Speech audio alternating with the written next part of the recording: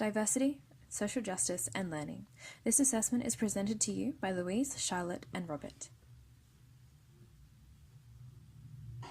Our aim with this modified version of Monopoly is to educate students about the economic inequality that exists within Australian schools.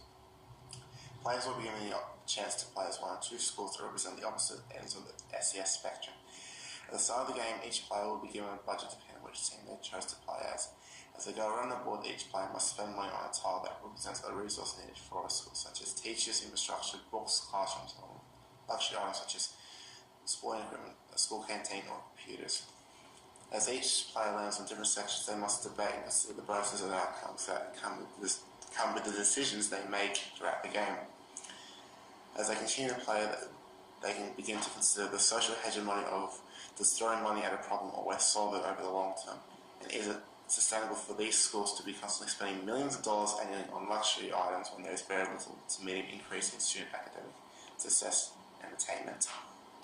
What happens next is that we are required to critically analyse the importance of the role that research and theory plays in understanding the needs of marginalised groups in our society. So for our example, we have low SES areas.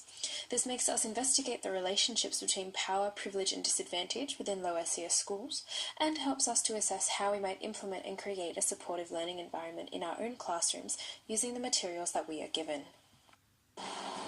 The rules are as follows. Each player is randomly assigned to either a low or high SES team.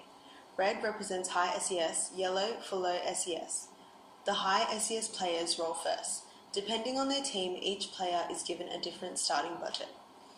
Players go around the board 5 times each to successfully complete the game.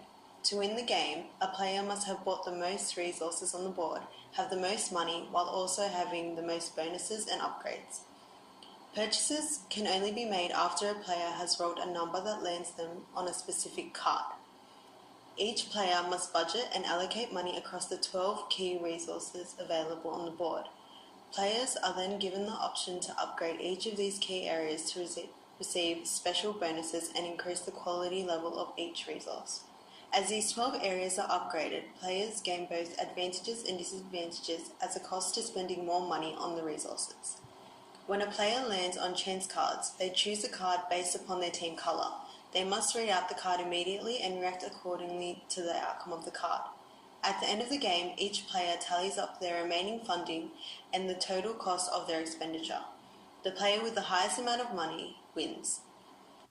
Explaining the low and high SES cards.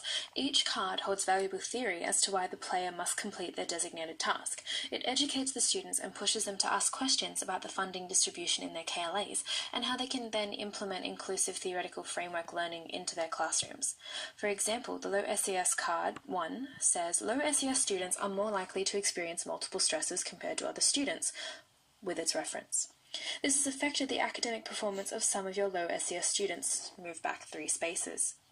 The second yellow card says there is some support showing that effective teachers are effective for all students, but that stronger effects are observable in class with low achievers or with pupils from a lower background, with its reference.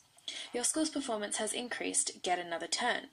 So they vary from negative and positive. For example, the high SES card number 1 says, your school failed to outrank government schools in this year's Year 12 results, despite being classed in a high SES bracket.